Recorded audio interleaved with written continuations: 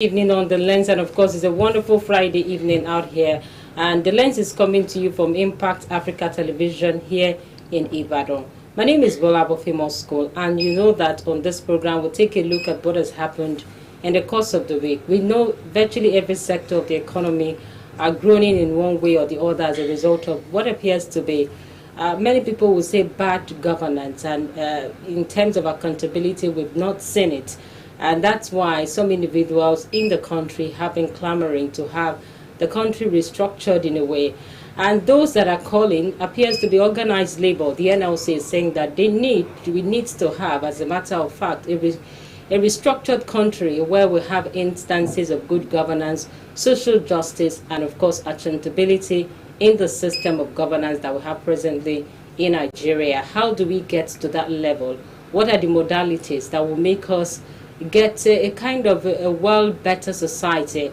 And that is what we're going to be looking at this evening, the debate on restructuring.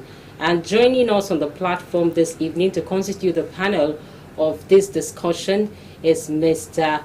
Tunji Adepoju. He's a veteran journalist. He's joining us on this platform this evening. It's great to have you here, sir. Oh, thank you. Good afternoon. Good evening. I'm Good evening, honored sir. to be here.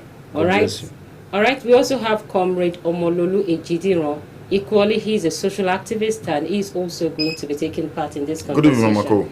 Good evening, sir. Good evening. All right, let's start off this conversation. It's actually not new, but what is new is that we have the NLC now saying that the country must be restructured. Now we are looking at another election year.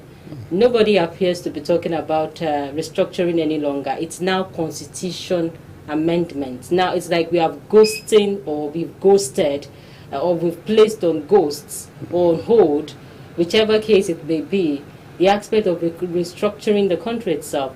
Now, where do we start from? Let me start from Mr. Tunji Adepoju. How do we start off with actually saying we want to restructure Nigeria as a way, or reconstruct Nigeria? Some people will say reconstruct the whole process. Well, thank you, Bulabo. Restructuring is not new in the history of Nigeria, pre-colonial, pre-independence, and post-independence. And this is what I mean. We have had constitutional reviews, 1951, 1954, and I think 1956 or 55, all these under the colonial masters. And all along, all those constitutional reviews before we got independence made Nigeria to be truly a federation. This is what I mean. Those constitutions recognized the federating states or regions as they were then, with a center that is more or less like a coordinator, whereby I remember in those days each region were allowed to develop at its pace, whereby the resources, human and material in that state, were primarily used to develop such region, whereby those states or region will now pay nominal revenue to the central government. But after the 1960 independence, whereby Nigeria still remained a federation or federal republic of Nigeria, that regime was short-lived and truncated by the first military coup organized or masterminded by General Aguiyi Ironsi in 1966. We had something between 1960 and 1963. We had something like a republic that is being run along the federation system. But after the 1966 coup, because of some noticeable defect, national disorder, and some killings in the north, some extrajudicial killing, the army came in. Well, then we experienced a long span of unity rule under military, whereby those conditions were suspended, and then we had state creation from a four region structure. We now had trust state structure under General Yakubu Gowon, and things suddenly changed for the worse. And on, we are having it, jumping, falling, and rising. Then, until 1979, when the Constitution was drafted, that Constitution of 1979 and that of 1999 were more or less quasi-federal.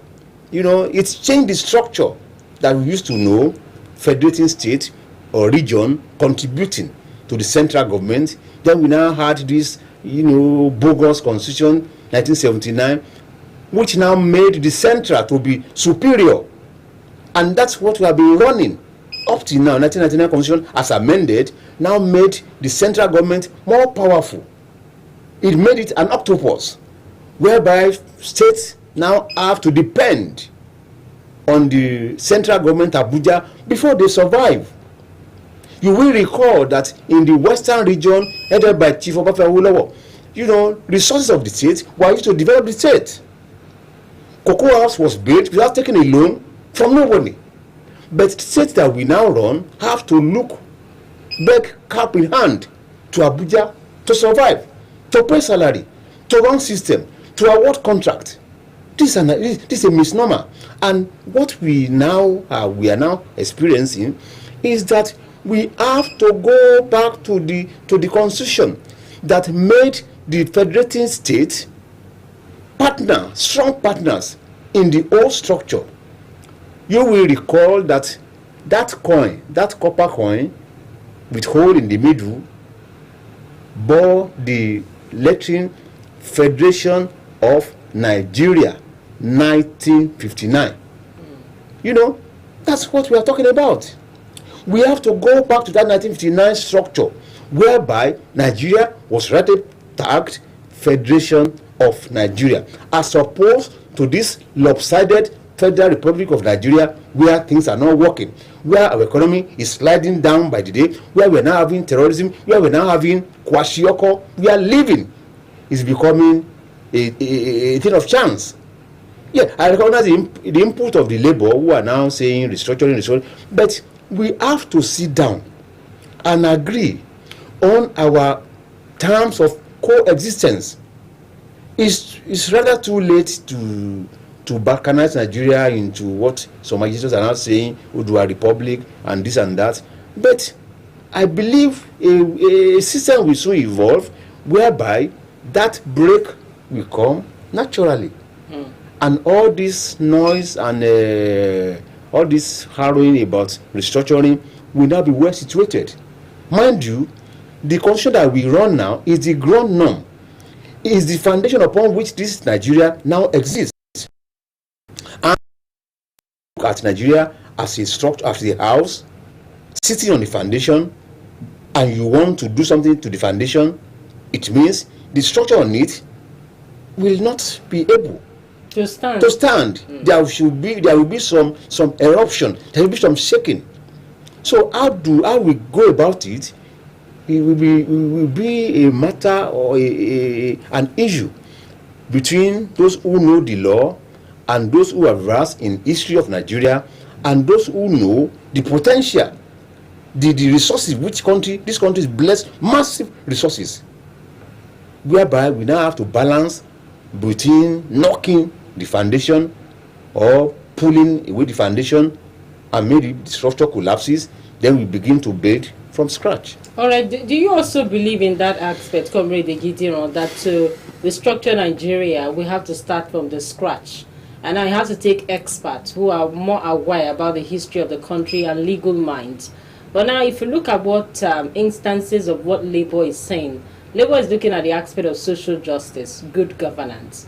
And if that will happen under a restructured country, what are we going to be dealing with here?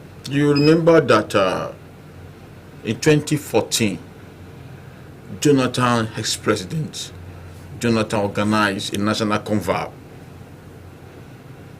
purposely to address this misnomer. And the convoy came out with over 600 recommendations okay, of which I believe that if the National Assembly then has done justice and take some of the recommendation to the National Assembly, approve it, okay, it will have corrected some misnomer. Now, apart from that, my partner has taken us down to the history of where things go wrong. I absolutely agree with him, but what I discover is that political will to implement some of these fantastic recommendation is not there. It's not because those at the corridor of power don't understand what they could do to correct this misnomer. Although, remember that they are doing presently constitutional review, which is look like a pseudo of restructuring. I'm not saying it's restructuring. Look like a pseudo of restructuring, because in that constitutional review, they oppose state police creation. I don't know why they should oppose that. I don't see any reason. They stand against it. And they remain silent also in respect of resource control allocation. Those are very, very damning. You agree with me that recently there was a conflict between Sir Edwin Clark and Chief Olusegun Obasanjo in respect of resource control. Okay? And I now restructuring to the northern. Let me address that aspect. Chief Bola Jibola was granted interview some time ago, and Northernland consider, call not especially, they look at restructuring as a weapons that target the North, not in their favor. And you will realize that they maintain a negative posture whenever you raise the subject we are discussing this evening toward restructuring. It is simply because those who are the advocates of restructuring, they paint restructuring as if the northern oligarchy is the problem of this country. I beg to disagree with them. Because when you are championing a cause, you should not be expecting that you criticize a region. If you go to the core north, okay, the people at the grassroots also suffer. It is only the few elites who enjoy. Now, when you now restructure and you make it to look in the manner as if the North are the beneficiary of this misnomer structure, definitely you should expect resistance from them. Okay, I agree with the courts. I've told you already, the current constitutional review, but it's not holistic. So how do we handle the issue of nepotism and lopsidedness now? Because that has been a major issue under this administration. And of course, if you see, Nigerians have been holding this government to his word that once he assumes power, it would ensure that the country is restructured. And now Nigerians are asking, where's the restructuring we have seen so far? In the last almost going to 8 years now, nothing has happened in that light. We've been seeing the lawmakers coming together to talk about whether or not to allow certain bills to scale through. And now, if you have all of these instances play out, where do we deal with the issue of nepotism, lopsidedness when it comes to even allocation? I want to believe the reason why Federal Character Commission was established was purposely to address the subject you raised now, nepotism. But it's quite unfortunate that the elected officers, okay, fail to respect the Constitution whenever they are forming the cabinet. Because when you look at the formation of the cabinet of this current administration, several stakeholders have condemned the cabinet formation, that it favors the North. It is obvious, which is against the constitutional provision that when you are appointing your minister, you should respect the federal characters, in which all region, all state should be represented. Why? Is to promote unity and oneness, so that a region will not feel disenfranchised, a region will not feel neglected, and President Buhari has not abide, has not conformed to this. That's nepotism. And if in the Senate line, okay, they will have the National Assembly, okay, should have checked the president that what you are doing is a misnomer, is unconstitutional. Although thank God for some media, they check the president by condemning what he's doing, but there is no severe punishment. There is no way you can put the president to his toe that, Mr. President, you cannot be appointing, the minister only from the region of the country. That's nepotism. Now, Nigeria is a heterogeneous state, you agree with me, whereby there is a sharp difference in religious culture, and it's not only Nigeria, even in the United States and some countries in the world. In a heterogeneous state, you practice fiscal federalism, as my colleague has said, so that every ethnic group and religious belief will be grafted into the system, and there'll be a sense of belonging, that this country belongs to us. But at time when the elected officer consider himself as an emperor, because not himself consider himself as an emperor, the system also encourage him to see himself as an emperor. I've read this subject several times.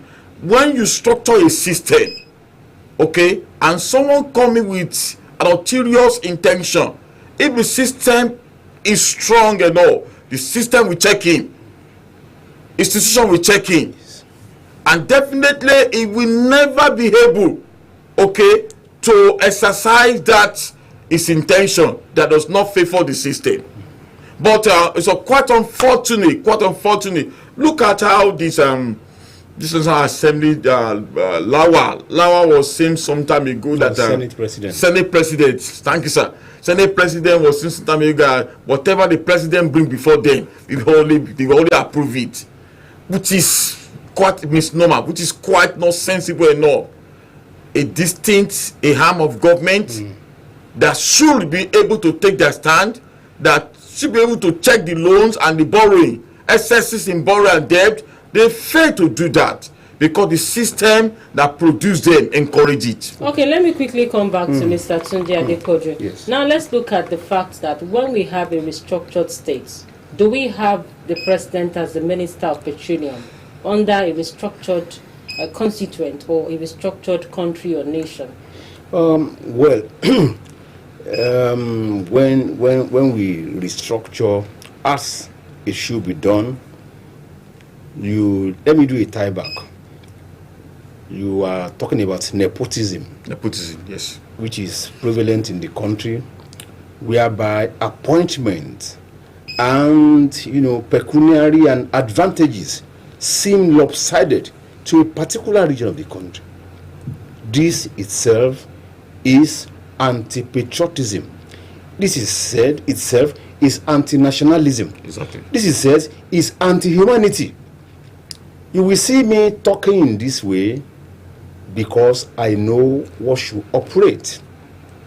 Recall that when we say we are running a democracy which exists on 4 institutions: the executive, the judiciary, the legislature, and maybe the press. They call us the 4th axis of the realm. But what do we have? We have some lawmakers who have been there since 1999. We have some of them who have military psyche. They were once colonel to brigadier general to general. So they are not Democrats at all. They are pseudo-Democrats who just abandon their military uniform and trying to behave like civilian, who they are not. General Obasanjo was there for 8 years. He wanted to be life resident by doling out money and promises to so many Nigerians. Some got it. Only divine intervention saved Nigerians. he could have become a life president. Now, when we are now talking about restructuring, when we are now talking about some noticeable errors in the present federal republic that we have, nepotism is one, resource control that is making somebody, for instance, in my house, if I have some mineral deposit on a land I bought and we have C of O, do you know I cannot mine it until I get somebody from Federal Ministry of Mines and Power in Abuja or somewhere to come and do geophysical survey and give me certificate to do something in my backyard? This is not done.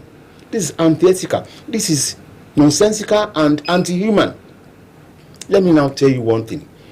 I must not lay the blame on the doorstep of this elite or those who are privileged, senators, governors, entrepreneurs, those who are controlling our economy. All the Dangotes of this world, all these Aliko, all Tedola who are now, let me now address a very germane point. In those days, when we have patriots as our leaders, the Sadana of Sokoto, the Awolowo of this world, the Zik of this world, and others, Ernest Ikoli, Albert Macaulay, those who fought for our independence, and those who were nationalistic enough, they always talk about greater good for greater number of people, egalitarian society, whereby there won't be extreme of poverty and extreme of affluence or wealth, as we now have. Do you know today wealth has accumulated in some people's pocket and their family that they can afford not to work for the next 50 or 100 years? And we have some poor fellows who cannot afford 2 meals per day. Now, in this kind of system, to do, and do you know that poverty too is a very serious pandemic or epidemic? When you are poor, you cannot think. When you are poor, you are not even sure of your survival. When you are poor, you become vulnerable and you submit to anything that comes. For instance, let's look at the issue of the followership being too lukewarm, being too passive, docile.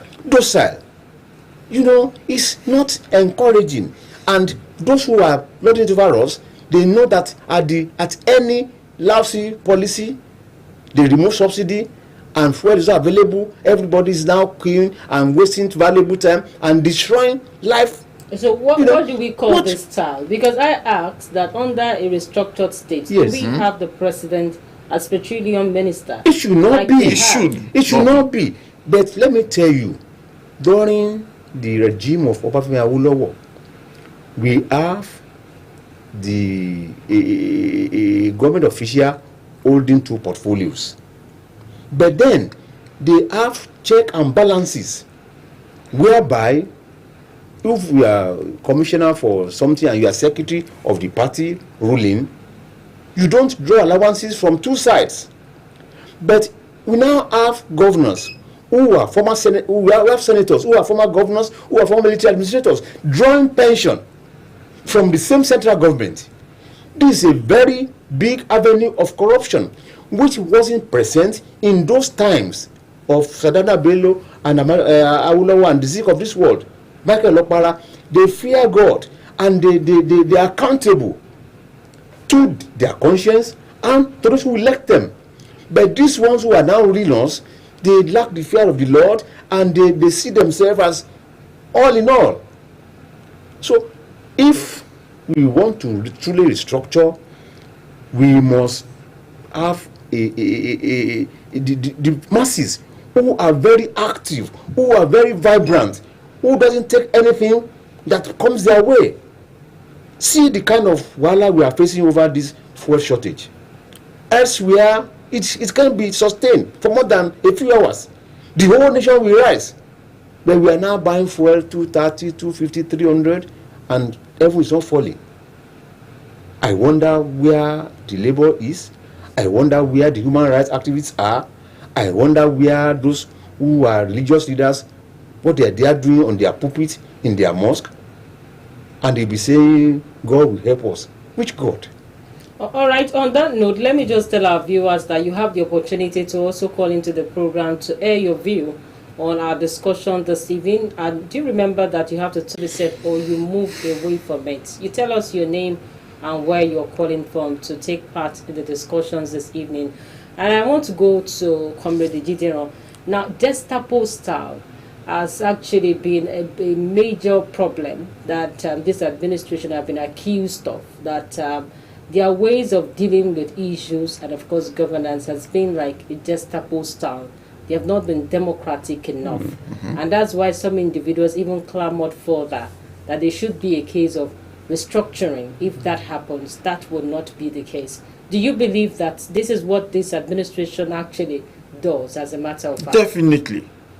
Absolutely. What are the instances we are looking at here? Look at in the aspect of when the S-men, are fomenting troubles, are killing innocent citizens. And the Southwest governor came together to form the Southwest Network, which is called popularly referred to as Amotekun. Do you know that the police force, they maintain a kind of misnomer and sometimes stupid posture in the enforcement? I call it stupid posture in the enforcement. They resisted the move. I was shocked. I was shocked. And they were telling us that they have to listen to the order from federal before. And in one of the interviews which I read in Guardian newspaper, some of them were even scared that if they should enforce the law, it may spell doom for them. And I was shocked. And the governors were shocked that how come, and the governor being the chief security officer of the state, look like a moron in enforcing. They are helpless. They are helpless. They cannot do anything. That's one. How do you expect someone to sit down in the rock called Asu, the hard rock called Asu, and you are dictating what is happening at Bere in Banaye, giving order? That is not acceptable. That's not acceptable. Now, apart from that, he has said a very germane issue about resource control and several aspects apart from resource control. Are the states willing to take charge? Let's look at the instances of even some of the monies are accruing to the states, like security vote, for instance. Why is it shrouded in secrecy? And many Nigerians have asked our questions. You see allocations even to some ministries in the states. It's not been clear how much more they even distribute or go around.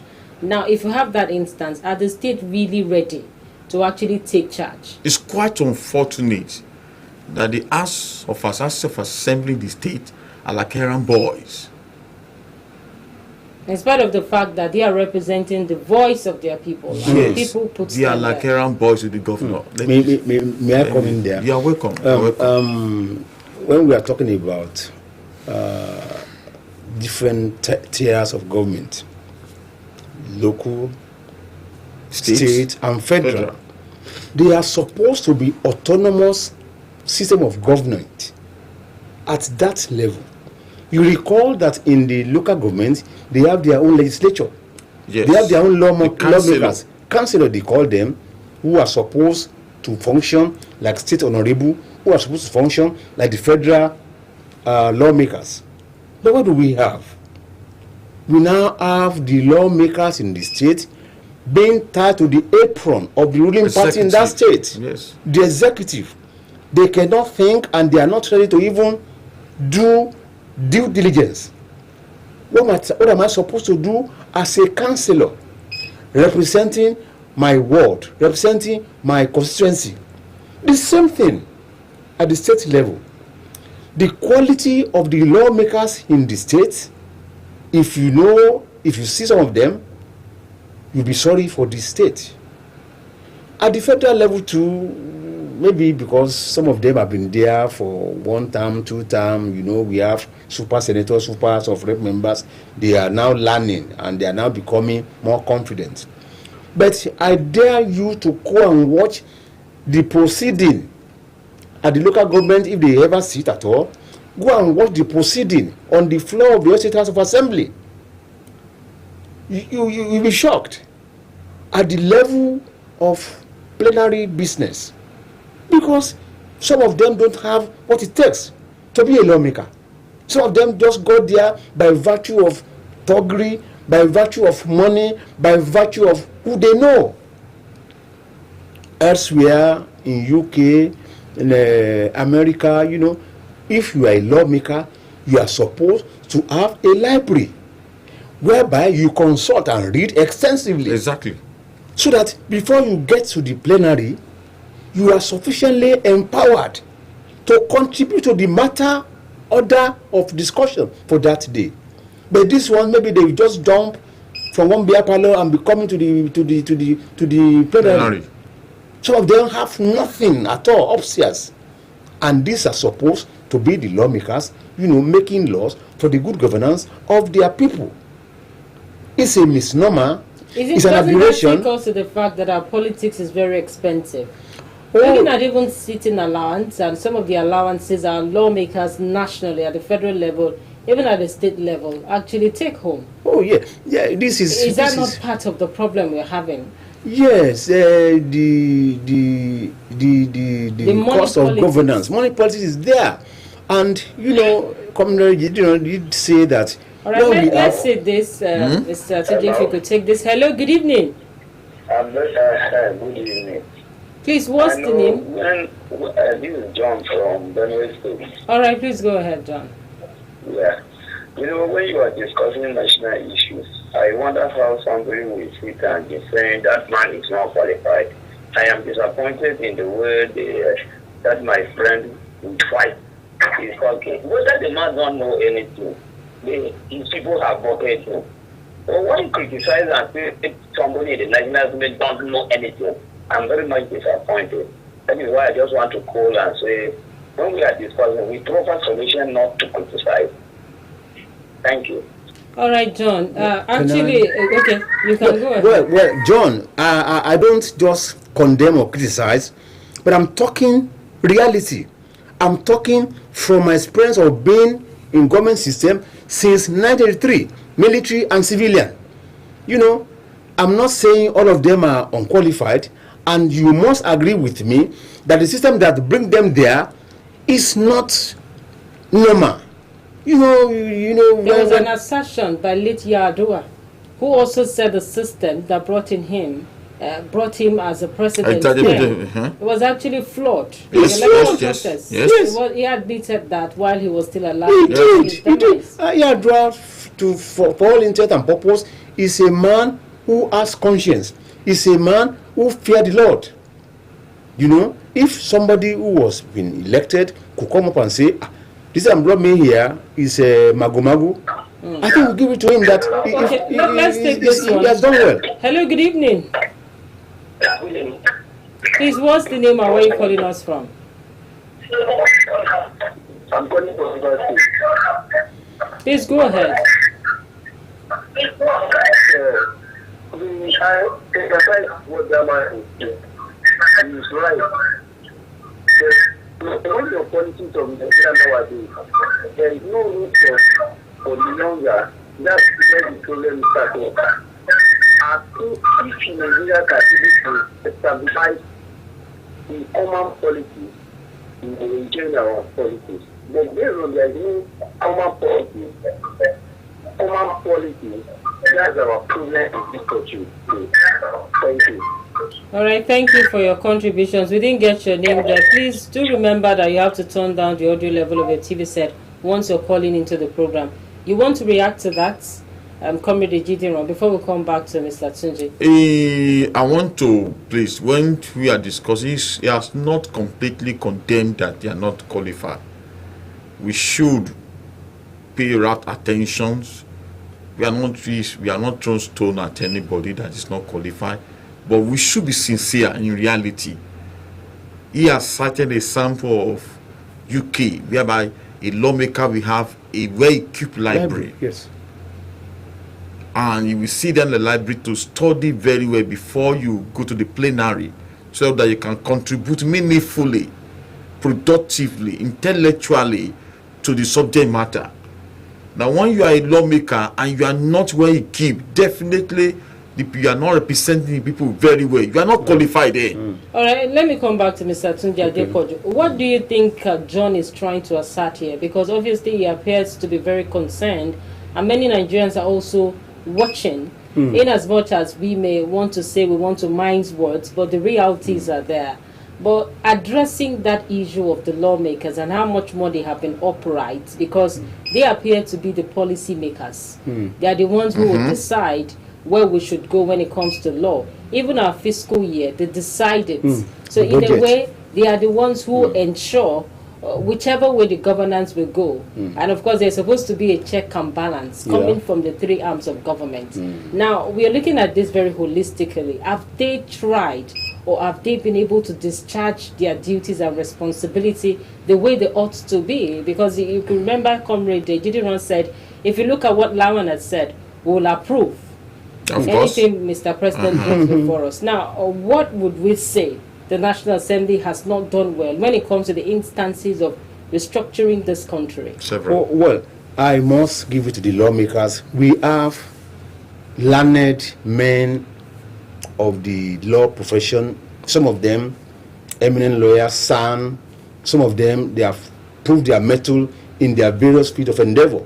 Professors, businessmen who have traveled far and wide. But if the head of the upper chamber is saying anything, I am not sure whether he says so. He says so. So if he says anything the executive brings, they just give it automatic. Then the democracy is dead. When we talk about check and balances, even the judiciary has a role to play. But if the upper chamber is saying anything from the executive, will just be automatically passed, then the country is doomed. Is that not reflective even in the loan requests? Okay, yes, so yes. So the loan requests coming from the executive have been approved I think, at several times. I think some of these lawmakers have other interests at the back of their mind beside that of the national good or the common good before they came into that green or red chamber. If not, how can somebody say whatever the executive brings enjoys automatic approval? And Nigeria has borrowed and borrowed and borrowed, that somebody was even joking that made the Kuku sell Nigeria so that when they sell us. So what are the solutions now? Well, do we go back to Confab 2014? Well, or we'll convene another national conference? Oh my God! Sovereign national conference. Well, to my understanding, when President Jonathan convoked the first national constitutional conference or whatever in 2014, I think I heard that each participant got an amount of 12 million, and I think they are more than almost 400 or so. When the economy was still buoyant, when oil price was still meaningful, to go back and convoke another constitutional conference is going to be an economic disaster. It's going to be a blatant waste of time. What I can say, now they have started constitutional amendment, trying to introduce some new clauses, trying to adjust some so-called areas that are not too clear, that are not too conducive to the polity. Well, this is a good step, and I think some other knotty issue which have not been tackled, like the matter of state police, should be reconsidered and readjusted. Resource control and the overlap in executive. We have so many agencies doing the same thing. Does that address fiscal federalism? Hey. The fiscal aspect of it, because you no, talked about fiscal federalism cannot be treated in isolation. If, for instance, in Oyo State, we have enough revenue or resources that we can use to run our state properly and meaningfully, but there is another body outside Oyo State who is now determining how we develop those resources, that's an anomaly. Fiscal responsibility is in favor of the unity central government. Whereas in a federation, the state or the federal units are allowed to develop at their own pace, using their resources for the benefit of its people, and putting a tax or a percentage to the central government. This is what we are saying. But with what we now have, whereby all these agencies are now centralized in favor of particular region, it will be too hard to achieve. But it's doable. But we must keep on talking. We must keep on raising issues that are germane to the welfare and well-being of Nigerians. All right, let's take your parting shot on solutions, Comrade Ejidin. Let me first commend the constitutional review ongoing now. They have addressed the issue of independent candidacy. I think so. Yes, they have done that. Kudos to them, because I don't just want to shut my mind toward whatever they have done well. We should be able to give them applause in that respect, that individual can come out and you can contest without being under any rigor of any political party, and you win gallantly. Apart from that, I will still plead with the National Assembly that they should look into the aspect of resource control, because that was the issue that led to the crisis between Governor Wike and the Federal Inland Revenue, if I'm right. Yeah. That Governor Wike dragged them to court, and Lagos also joined them in the legal battle and some other states. And they should look into it. It is not whereby a state in the north was saying that we should be our brother keeper. I've forgotten that one state in the north was saying we should be our brother keeper. And we should look into resource control. We cannot be running a unitary system of government. It's so unitary that power flow from the top down. 26% of the federal revenue go to the state, 52% go to the federal. It's not acceptable now. Where does it go like that? You go and check in the United States, where they practice fiscal federalism, and they adhere to it strictly. Okay, the federating unit control their resources. Apart from that, the issue of security, the Gestapo style you raised the other time, should be addressed holistically. The state also should agree with the federal government the aspect of the autonomy for the House of Assembly and for judiciary, because some governors maintain a negative posture. What about local government? Exactly, the same thing. Local government. Some governors, I don't know why some governors should maintain a contrary posture to the autonomy of the House of Assembly and to the judiciary. Local and judiciary as well. I do see the reason why leaders in Africa and Nigeria are too power conscious, and does not affect you. It will make the system to be more democratic. The benefit, the dividend of democracy will reach the people at the grassroots. That's my take. On that note, we just have to draw the curtains on this week edition of The Lens. Thank you so much for participating in this edition. We must say thank you to our guest, Mr. Tunde Adepoju, a veteran journalist. Thank you. And of course, Comrade Omololu Ejidin, who is a social activist. Thank It's you only so a pleasure much to be for being here. It's only a pleasure. And of course, to all our viewers and our callers, we also say a big thank you. Join us next week for another interesting edition. Bye for now.